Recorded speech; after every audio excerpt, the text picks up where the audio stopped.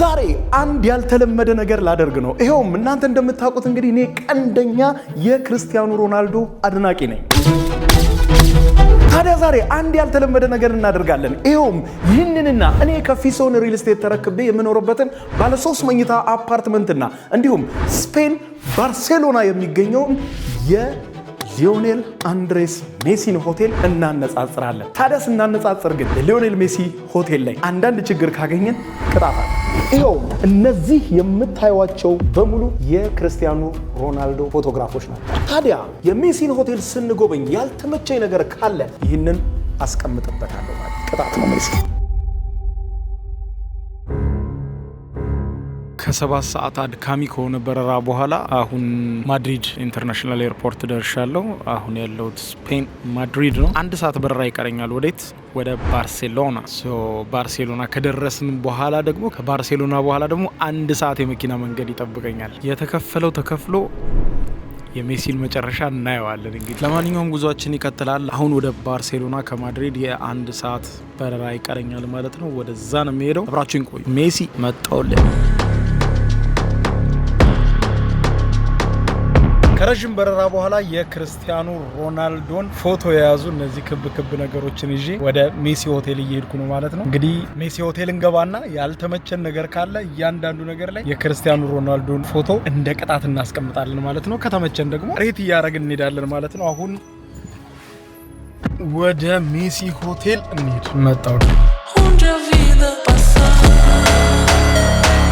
ይሄ ከኋላ የምትመለከቱት MIM የተባለው ሆቴል ደግሞ የሊዮኔል አንድሬስ ሜሲ ሆቴል ነው። ስለዚህ እንግዲህ ዛሬ እዚህ እሱ ሆቴል ውስጥ 24 ሰዓት አድራለሁ ማለት ነው። እንግዲህ ወደ ሆቴል ውስጥ ገቡ መጀመሪያ ባላንዶር ታያላችሁ። እዚህ ጋር የሜሲን ባላንዶር 8 ጊዜ የባላንዶር አሸናፊ የሆነው የሊዮኔል ሜሲ ሆቴል አሁን እየገባን ነው። 3ኛ ፎቅ ነው የሰጡኝ ለኔ።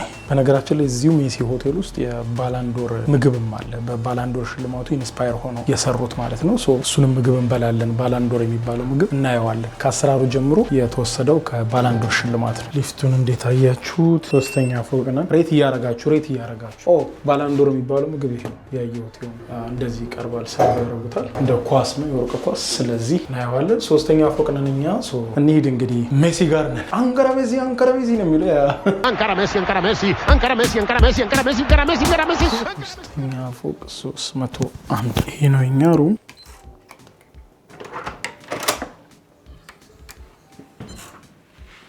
ሰፊ ነው እንደምታዩት። እንግዲህ ይሄ MIM የተሰኘው ሆቴል ዩሮፕ ላይ ብቻ በጣም ብዙ ነው ያለውና ሊዮኔል አንድሬስ ሜሲ በባለቤትነት የሚያስተዳድረው ሆቴል ነው። ሆቴሉን ደግሞ ያው የሱ ነው፣ ባለቤቱ እሱ ቢሆንም የሚያስተዳድርለት ደግሞ ሌላ አካል ነው ማለት ነው። ስለዚህ እንግዲህ መተናል የሜሲ ሆቴል። አንድ ባንድ እያንዳንዱን ነገር እንየው ማለት ነው። ከስፔስ አንጻር ስናየው ትንሽ ሰፊ ነው ከሌሎችና በተመሳሳይ ዋጋ ተከራይቻቸው ከማውቃቸው ሆቴሎች። ይሄ እንግዲህ ለአንድ አዳር $150 ነው የሚያስከፍለው which is ትንሽ ኤክስፔንሲቭ ነው። ግን ሌሎች ሩሞችም አሉት እዚሁ ሆቴሉ ላይ $500 $600 የሚከራዩ በጣም ላርጅ የሆኑ ለአንድ ናይት ማለት ነው ላርጅ የሆኑ አልጋዎችም አሏቸው። ቆይ አንድ ነገር እናድርግ እንጂ ተልቋችንስ። እነዚህ ሁሉ እንግዲህ ቅድም መኖሪያ ቤት ውስጥ ያሳየኋችሁ የክርስቲያኖ ሮናልዶ ፎቶች ናቸው። ስለዚህ ሆቴሉን በመጀመሪያ ፈርስት ኢምፕሬሽን በጣም ወድጄዋለሁ። ስለዚህ የሮናልዶ ፎቶ አይቀመጥበትም ማለት ነው። የማልወደው ነገር ላይ ብቻ ነው የሮናልዶን ፎቶ ማስቀምጥበት። እዚች ጋር ወንበር አለ፣ መስታወት አለ፣ እዚች ጋር ኦፊስ አለኝ። ስለዚህ ኔክስት 24 ሃወር እዚህ ሆቴል ውስጥ በቆየው ጊዜ እንግዲህ ቢሮ ይቺ ትሆናለች ማለት ነው። ኦኬ ቢሮአችንም በጣም አሪፍ ነች። ከዚህም ጋር ስታዩት በጣም ለቀቅ ያለ ነው። በዚህ በስማ 5 ስታር ሰጥቻለሁ። በጣም ሰፊ ነው ሩሙ ማለት ነው። ሻወሩን ደግሞ እንግባ እስቲ። የሜሲ ሆቴል ጉብኝታችን ቀጥሏል። ሻወሩን ስንገባ እንግዲህ እስካሁን እንግዲህ የክርስቲያኖ ሮናልዶን ፎቶ ለማስቀመጥ የሚያበቃ ነገር ስላላገኘው እሺ የለም። አልጋ ጎን ግን ሊያስቀምጥ አዝናለሁ። ክርስቲያኖ በጣም ጸዴ ነው ሆቴሉ። ምንም ላረጋ አልችልም። ዋት ገስማ በጣም ነው የሚያምረው ሻወሩ። 10 ቁጥር አያችሁ። ይሄ ደግሞ ሽንት ቤቱ ነው ከነ ከለሩ በጣም ነው የሚያምረው። ክላሲ ነው በጣም ዋው። ይሄ ደግሞ መታጠቢያ ቤቱ ነው። ኦኬ ሻወሩ ነው። ይሄ ደግሞ እዚህ ጋር የቆም ሻወር አለ። እዚህ ጋር ደግሞ መዘፍዘፍ ገባዋል አይቀር።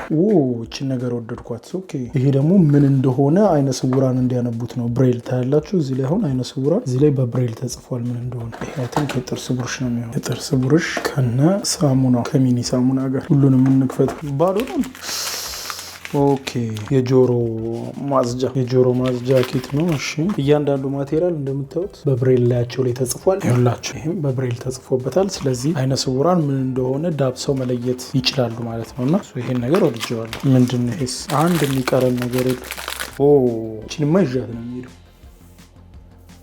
ወይኔ ክርስቲያኑ ደጋፊ ሜሲ ላይ አንድ እንከን ማግኘት ያቅተን ቋጥሮ የሆነ ነገር እንድናገኝ። ይህ በቃ ሰው እንዴት እንደሚያምር ከለር ኮምቢኔሽኑ ምኑ እንዴት እንደወደድኩት። ክርስቲያኑ ምንም ማድረግ አይቻልም፣ ትንሽ ጠብቀኝ። ሰው እንግዲህ የሆቴሉ ሩም ይሄንን ይመስላል። ደግሞ እንሄዳለን። ሬስቶራንት አለው ምናምን አለውና ደግሞ የባላንዶር ምግብ እንሞክራለን።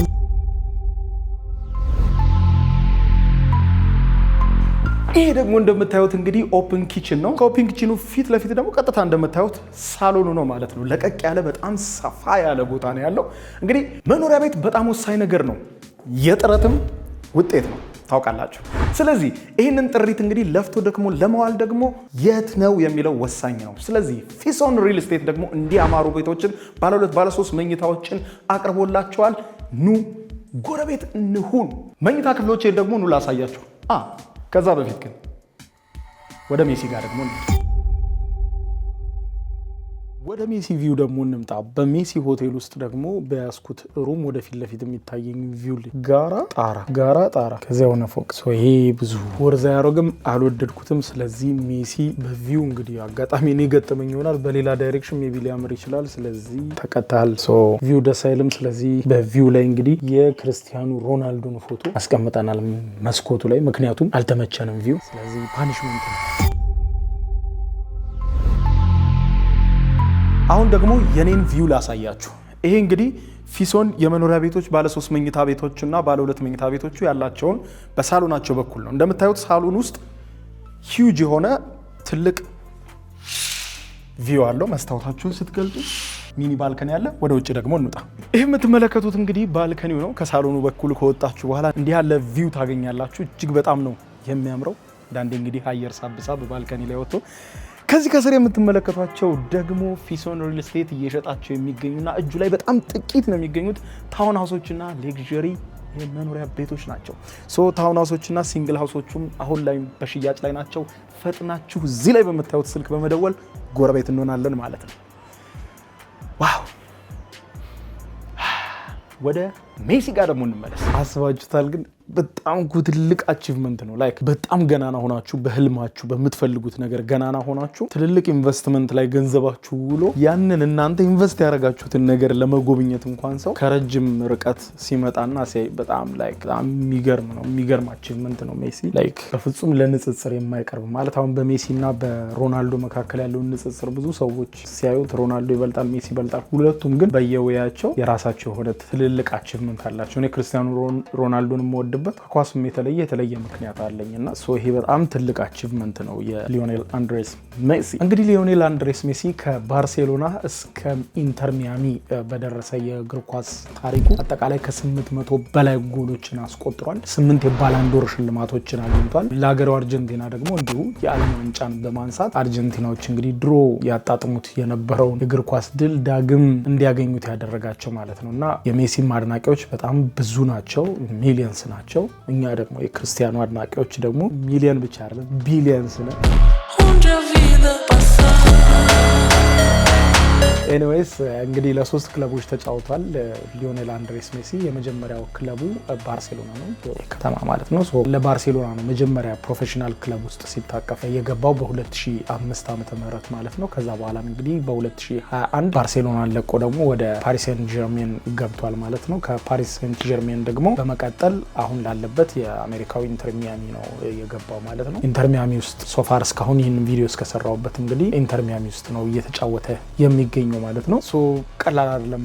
አቺቭመንቱ በጣም ትልቅ አቺቭመንት ነው። ስለዚህ እውነት ለመናገር ሩሙን፣ ሆቴሉ ምናምን ወድጄዋለሁ። ግን አሁን ደግሞ ባላንዶር የሚባለው ምግብ አለ። ስለዚህ የኔን ቤት ጥቂት ላሳያችሁና ከዛ ደግሞ እንመለስ። ባላንዶር የሚባለው ምግብ ደግሞ እንቅመስ።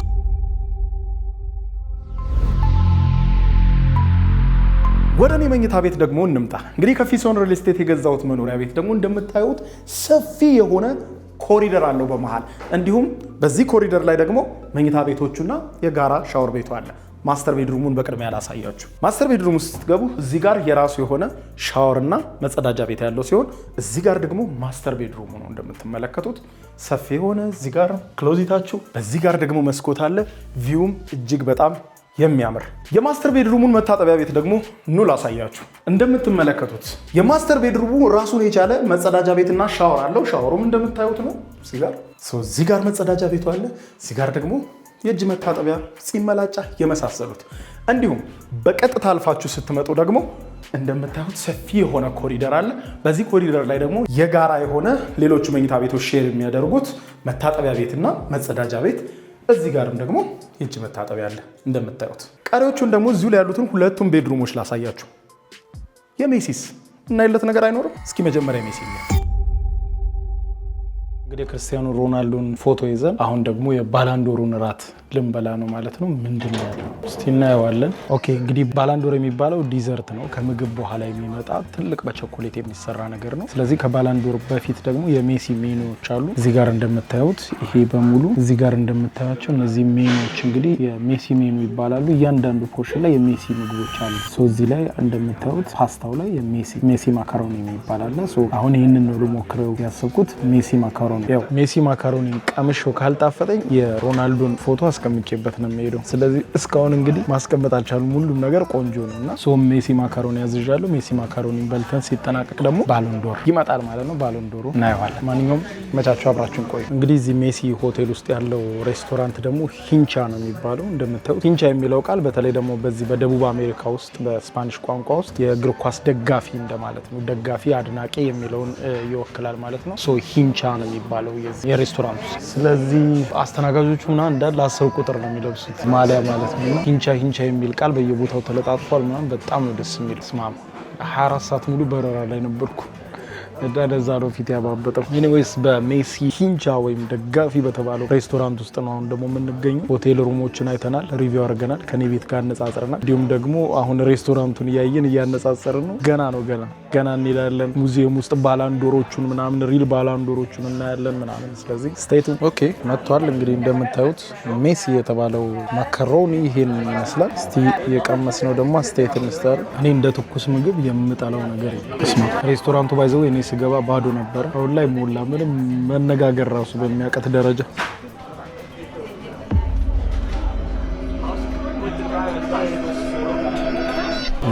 የሚገርም መኮረኒ የሚገርም በስማ እንግዲህ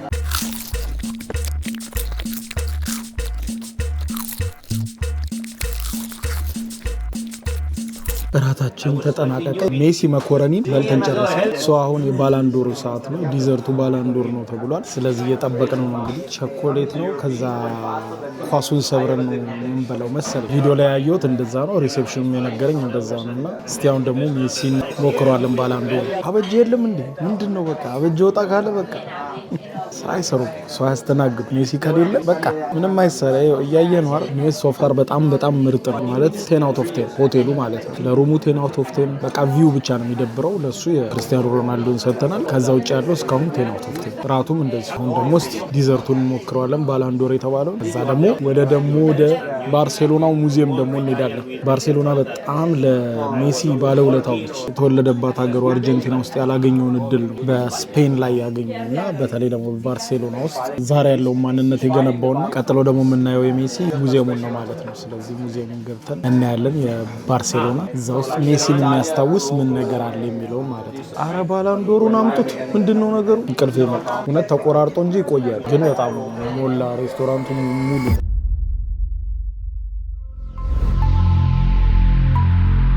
ከሜሲ ቤት ደግሞ ስንመለስ የምታያቸው ሁለቱ ሩሞች ናቸው። እነዚህ እንግዲህ ለልጆች በጣም ጥሩ የሆኑ ቅልብጭ ያሉ መኝታ ቤቶች ናቸው። እዚህ ጋር ክሎዚታቸው፣ እዚህ ጋር ደግሞ እንደምታዩት አልጋቸው ይሆናል። በጣም ቅልብጭ ያለ ቆንጆ ቪው በዚህ በኩል ያለው ቤድሩም ነው ማለት ነው። ይሄኛው እንግዲህ ባለ 3 መኝታ ነው ብያችኋለሁ። እንግዲህ ይሄ ሁለተኛው መኝታ ቤት አየን። ይሄ ደግሞ 3ኛው መኝታ ቤት ነው እንደምታዩት።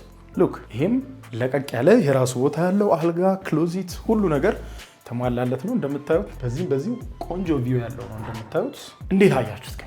በነገራችን ላይ የቀሩን የተጠናቀቁ ውስን ቤቶች ናቸውና እዚህ ጋር በምታዩት ስልክ በመደወል በፍጥነት ጎረቤት መሆን እንችላለን። ከሜሲ ጋር ስንመለስ ደግሞ ይህንን ክፍል ላሳያችሁ። ፊሶን የሚሸጣቸው መኖሪያ ቤቶች ላይ ያለው ይህ ክፍል ደግሞ እንደምታዩት የአጋዥ ክፍል ማድረግ ትችላላችሁ። እንዲሁም ትራዲሽናል ኪችን መሆን ይችላል። እናንተ ለፈለጋችሁት ፐርፐዝ መጠቀም ትችላላችሁ ማለት ነው። ከምንም በላይ የምወደው ደግሞ እጅግ በጣም ሰፋፊና ለቀቅ ያለ መሆኑ ለዘመናዊ አኗኗር እጅግ በጣም ምቹ ነው። ይሄ እንግዲህ አያት ቦሌ በሻሌ ዞን 5 የሚገኘው የፊሶን ሳይት ነው።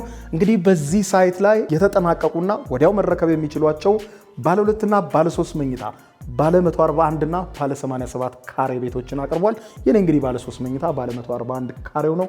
ባመቻችሁ አማራጭ የቀረበውን የፊሶን ቤቶችን ምን ጠብቃላችሁ? ዛሬውኑ በእነዚህ ስልኮች በመደወል ፈጥነው በመምጣት የቤት ባለቤት ይሁኑ። ወደ ሜሲ ጋር ደግሞ እንመለስ። ኦኬ ብዙ ቆይቶም ቢሆን ባሎንዶራችን መጥቷል። ኪንቻ የሚል የተጻፈበት በባሎንዶር ኢንስፓየር ሆኖ የሰሩት የባሎንዶር ዲዘርት ይሄ ነው። ይህ የምታዩት በሙሉ እንግዲህ ቸኮሌት ነው እንደነገረኝ። ውስጡም እንትን አለ ኳስ ነው፣ በቃ ስታነሱት እንደ ኳስ ነው። ውስጡ ግን ቸኮሌት ክሬም ምናምን ነገር ነው። ስለዚህ አይ ቲንክ ይህ መስበሪያው ነው። በዚህ ነው ሰብረን ውስጡን የምንበላው ማለት ነው እንዳሳዩኝና ዋው ዋት እጄ ላይ አንጸባረቀ። ኦኬ ሶ እንግዲህ ባላንዶር ልንቀምሰው ነው። ቤዚክሊ በዚህ ፈርክ ሰውና ውስጡ ያለውን የምትበላው ብሎኛል። ከላይ ያለው ይበላል፣ ውስጡ ያለው ይበላል ያለኝ። ሶ ቸኮሌት ነው ያለኝ። ስለዚህ እኛ ግን ገለባብጠን ስናየው ከስር ግን አያችሁት ጀስት ይሄ ነገር የሚያልቅ አይደለም።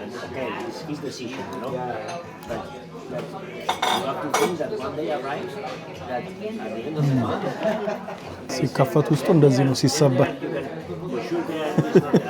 ዋው ውስጡ የተለያየ ክሪም የተለያየ ኩኪስ ምናምን ያለው በቃ በአጠቃላይ ዲዘርት ነው እና አስባችሁታል? የሆነ ምግብ በልታችሁ ስትጨርሱ ይህን የሚያክል ዲዘርት ሲቀርብላችሁ ባላንዶር የሚያክል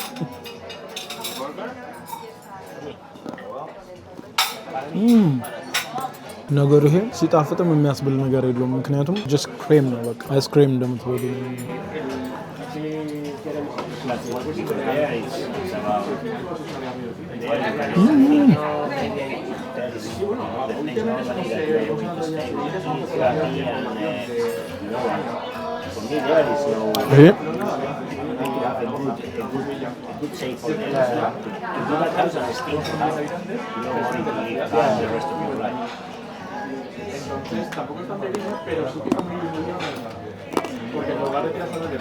ውስጡ የተጠቀሟቸው ነገሮች በራሳቸው ቃናው ምኑ 11 አውት ኦፍ 10 ሆኖ 11 ከ10 ምንም ከጠበቅኩት በላይ።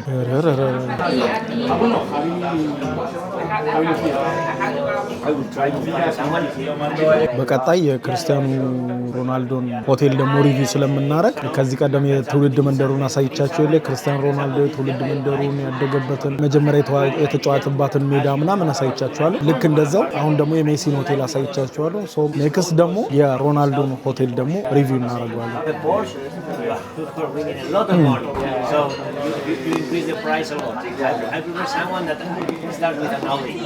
ይህንማ ወደ ሩሜ ይዤ መሄድ አለብን።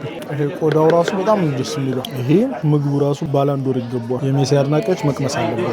ይህን ሁሉ ጣፋጭ የሚበላ አቅምም አንጀትም የለኝም። ሊያዘውና ወደ ሩሜ ልሂድ። እያረፍኩ ሰሞኑን ሁሉ ነው የሚበላው። ታዩታላችሁ። ይህ ሁሉ ማን ይበላል? ይህ ሁሉ ጣፋጭ ምንድነው የማደርገው? ይበቃኛል። የቀመስኩት በጣም ስዊት ነው። እንደዚህም አልገመትኩም ነበር፣ ግን ተበላው። የክርስቲያኖ አድናቂ ተበላው። ክርስቲያኖ ፋን ተበላው። ሜሲ ሆቴል ገብቼ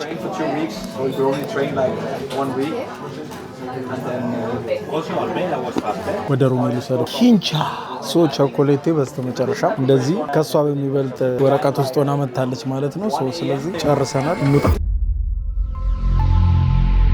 በነገራችን ላይ የፊሶን ቤቶች ከ4 ወር ባነሰ ጊዜ የምትረከቧቸውና የአከፋፈል ስርዓቱን በተመለከተ ደግሞ በ1 ዓመት ጊዜ ውስጥ ከፍላችሁ የምትጨርሷቸው ናቸው ማለት ነው። ስለዚህ በፍጥነት ኑ፣ ጎረቤት ነው። በነገራችን ላይ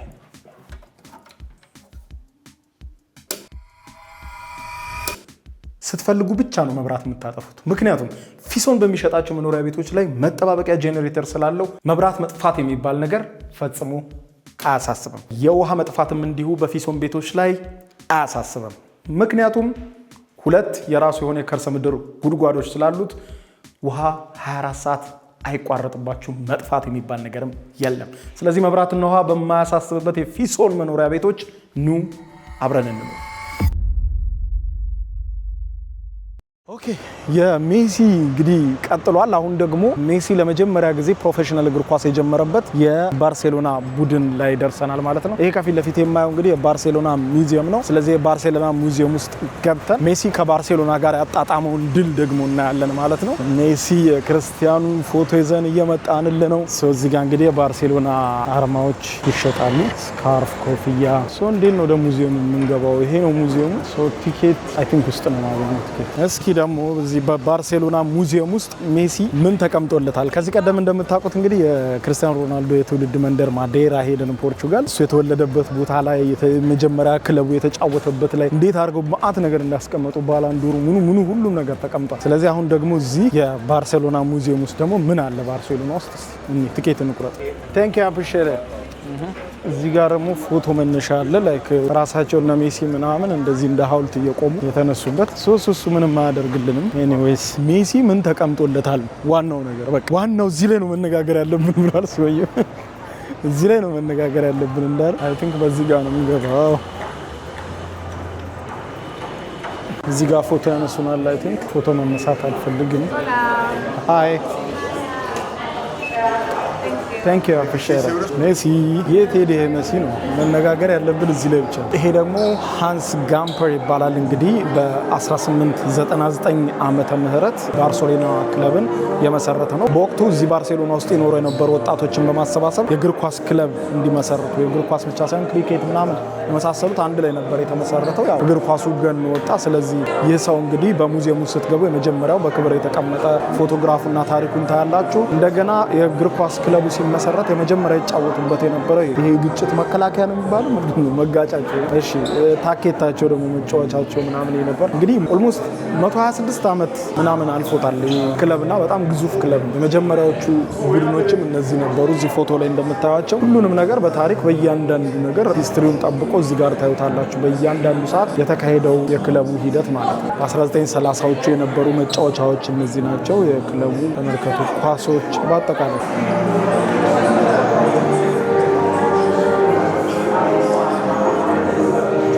ይሄ ደግሞ የባርሴሎና የራግቢ ቡድን ተጫዋቾች የሚጫወቱበት የነበረ ነው። እንግዲህ ባርሴሎና እንደዚህ አንጋፋ ነው። የእያንዳንዱ ማሊያ ምናምን አመታቱ እየተጠቀሱ ማለት ነው። እዚህ ደግሞ ከ1978 እስከ 1988 ድረስ 10 ቁጥርን የለበሱ ናቸው። ሜሲ እዚህ ጋር ገና አልመጣም ነበረ። ባርሴሎና አድናቂዎች እንግዲህ የወላችሁ ታሪካችሁ።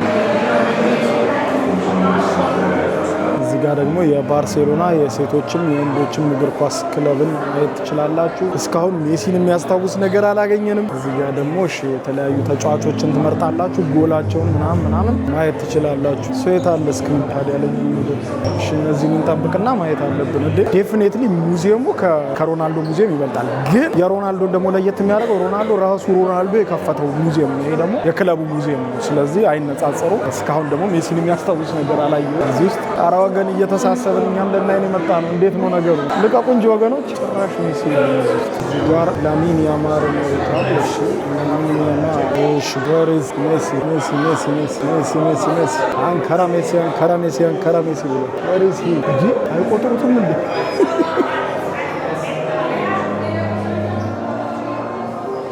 የሴቶቹ ክለብ መጣ እኮ። አሁን ያሉትን ነው እንዴ? ማን ነው ያለው 10 ቁጥር ላይ? አይ ቲንክ አሁን ያሉትን ብቻ ነው መሰለኝ።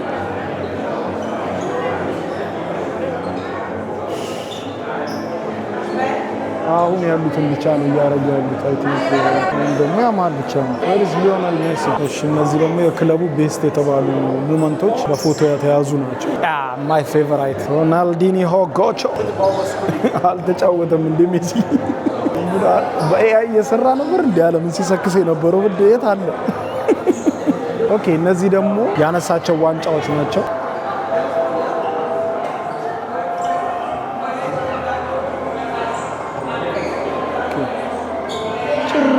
ይህ ሁሉ ዋንጫ በልቷል። ማይ ግድነስ፣ እኔ ቴጄ ነው ሁሉ የበላሁት። በስፔን ፕሪሚየር ሊግ በላሊጋ ብቻ ወደ 28 ዋንጫዎችን በልቷል። በኮፓ ዴል ሬ የሚባለው ደግሞ ይሄ የስፔን የንጉስ ዋንጫ የሚባለው እሱን ደግሞ 32 ጊዜ በልቷል። ኮፓ ዲቫ ኡአርቴ ደግሞ 3 ጊዜ ከፍተኛ ክብረ ወሰን የሚባለው ማለት ነው። ምንድነው ሱፐር ኮፓ ደ ስፓኛ የስፔን ሱፐር ካፕ እንደማለት ነው። እሺ 15 ጊዜ በልቷል። ይህ ሻምፒዮንስ ሊግ ዋንጫ ነው እንደምታዩት እዚህ ተቀምጦ ባርሳ።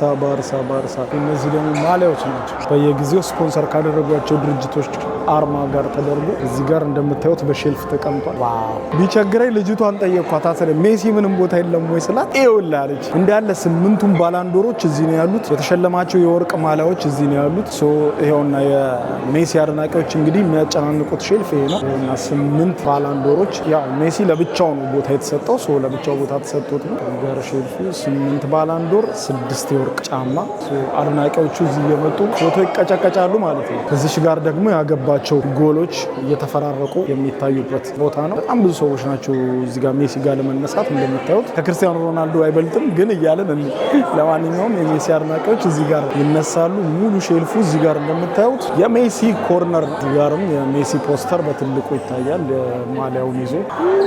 እንግዲህ ሜሲ እና ባርሴሎና ያላቸው ዝምድና በጣም ሰፊ ነው። ማለትም ክለቡን ከተቀላቀለበት ጊዜ አንስቶ 35 ዋና ዋንጫዎችን አብሮ ከባርሴሎና ጋር አንስቷል ማለት ነው። 10 የላሊጋ ዋንጫዎችን፣ 4 የአውሮፓ ሻምፒዮንስ ሊግ ዋንጫዎችን፣ 7 የኮፓ ዴል ሬ ዋንጫዎችን፣ 3 የፊፋ የዓለም ክለቦች ዋንጫዎችን፣ 3 የአውሮፓ ሱፐር ካፕ ዋንጫዎችን እና 8 የስፔን ሱፐር ካፕ ዋንጫዎችን አብሮ አንስቷል ማለት ነው። ሜሲ እንግዲህ ክለብ ውስጥ ያለው ማሻራ በጣም የማይረሳና ትልቅ ነው ተብሎ ነው የሚነገርለት። የማይረሳው ደግሞ የ2009 ዓ.ም ስኬቱ ነው። ይሄውም የፔፕ ጋርዲዮላን መሪነት ባርሴሎና በአንድ የውድድር ዘመን ሊገኝ የሚችሉትን በነገራችን ላይ 13 ዓመት ሲሆነው ነው ሜሲ ከአርጀንቲና ወደ ስፔን የመጣው። ከዛ ደግሞ የባርሴሎናን ክለብ የተቀላቀለው እና ከዛ በኋላ እንግዲህ ክለቡን እስከ 2021 ዓ.ም ለረጅም ጊዜ ቆይቶ ነበረ። ከዛ በኋላ ባርሴሎና የመልቀቁ ዜና ሲሰማ ግን ብዙዎችን ያስደነገጠ ክስተት ነበረ። ምናልባትም በእግር ኳስ ታሪክ ውስጥ ከፍተኛ አድናቂዎች ድንጋጤ የታየበት አንደኛው ክስተት ተብሎ የሚነገረው ይሄ ክስተት ነው ማለት ነው።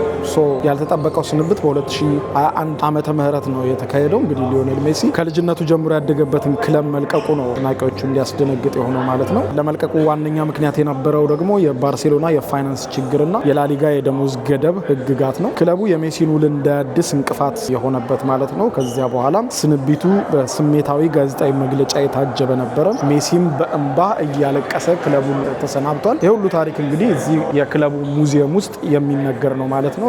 ሜሲ ከባርሴሎና በኋላ ያመራው ወደ ፓሪስ ሴንት ጀርሜን ቲት ነው የሚጠራው እሱ ክለብ። ስሙ ግን በጣም ውስብስብ ነው። ፓሪስ ሴንት ጀርሜን ነው። ያ ፓሪስ ሴንት ጀርሜን ወደ ተባለው ወደ ፈረንሳዩ ክለብ ነው ሄደው። ከዛ በኋላ ብዙም እዛ አልቆየም፣ ወደ ኢንተር ሚያሚ ሄዷል ማለት ነው። አሁን በኢንተር ሚያሚ ውስጥ ነው እየተጫወተ የሚገኘው ሊዮኔል አንድሬስ ሜሲ። እንግዲህ ባላንዶሮቹን አይተናል። ያው በሆቴሉም ባላንዶር አለ፣ በዚህም ባላንዶር አለ። እነዚህ ሁሉ በነገራችን ላይ እውነተኛዎቹ ባላንዶር አይደሉም። እውነተኛው ባላንዶሮች ራሱ ጋር ነው የሚቀመጡት፣ ባለቤቱ ጋር። እነዚህ ያው አምሳያ ናቸው። ከዚህ በፊትም ሮናልዶ ሙዚየም ውስጥ ያየ ነው። አምሳያ ሰዎች እንዲጎበኙት ተመሳስሎ የተሰራ እንጂ ራሱ ሪል ባላንዶር አይደለም። እዚህ ጋርም ይጎበኛል ማለት ነው። ያው እንግዲህ ኤኒዌይስ በመላው ዓለም በሜሲና በክርስቲያኖ ሮናልዶ አድናቂዎች መሀል ሁልጊዜ ጭቅጭቅ አለ። ሁልጊዜ አይግባቡም። ከሌ ነው የሚበልጠው፣ ከሌ ነው የሚበልጠው። እኔ ፐርሰናሊ የክርስቲያኖ ሮናልዶ አድናቂ ነኝ በጣም። ግን ያው ይሄ ደግሞ የሜሲን ችሎታ ምንም የሚደብቅ አይደለም። ሜሲ ለእግር ኳስ ነው የተወለደው። ክርስቲያኖ ሮናልዶ ደግሞ ራሱን ነው የሰራው። ይበልጥ እኔ ክርስቲያኖ ሮናልዶን የማደንቀው ራሱን የፈጠረበት መንገድ፣ የታተረበት መንገድ እንጂ ያው ሜሲ እግር ኳስ አይችልም ለማለት ማንም አፍ የለውም። ኦኬ ለማንኛውም የክለቡ ጉብኝታችን ቀጥሏል። የሜሲ ይሄ ደግሞ ምንድን ነው? ይሄ ደግሞ ትልቅ ስቴዲየም በሉት ናይት ክለብ ነው የሚመስለው። ናይት ክለብ ነው። ኦኬ የስታዲየሙ ድምፅ፣ ስታዲየም ውስጥ ብትሆኑ ሊኖር የሚችለው ድምፅ ይሄንን ይመስላል።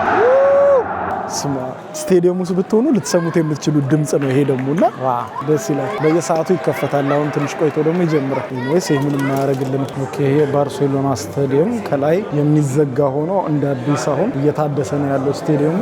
እንደምታዩት እዚህ ጋር ከላይ በፕሮጀክተር አድርገው እዚህ ጋር ያስጎበኙታል። ጉድ ፎር ዩ ባርሴሎና። ባርሳ በነገራችን ላይ የባርሴሎና ቅጽል ስሙ ባርሳ ነው የሚሉት ሲጠሩት ማለት ነው። እንደምታዩት ባርሳ። ይሄኛው ይኸውላችሁ እንደዚህ ደግሞ በቪአር ደግሞ እንደዚህ ይጎበኟቸዋል። ቦታችንን ጨርሰናል። መውጫው ኦኬ ዝም ብለን የምንመጣው ወጣ። ኤኒዌይስ የባርሴሎና ስቴዲየም ጉብኝታችን ይህንን ይመስላል ማለት ነው። ሶ ለምን እዚሁ ኮፊ ታይም አይኖረንም? ቡናችንን እዚሁ እንጠጣ። ባርሴሎና በተጠናቀቁት የፊሶን አፓርትመንቶች ላይ እንግዲህ ያለንን ደግሞ ሰፊ ቴራስ ኑ ላሳያችሁ። ሉክ ዋው! እጅግ በጣም ሰፊ የሆነ ለተለያየ ፕሮግራም ለማዘጋጀት እጅግ በጣም ምቹ የሆነ ሰፊ ልቅቅ ያለ ቴራስ እንደምታዩት። ቴራሱ ላይ ሆናችሁ ደግሞ መላው አዲስ አበባን እንደዚህ መቃኘት ትችላላችሁ።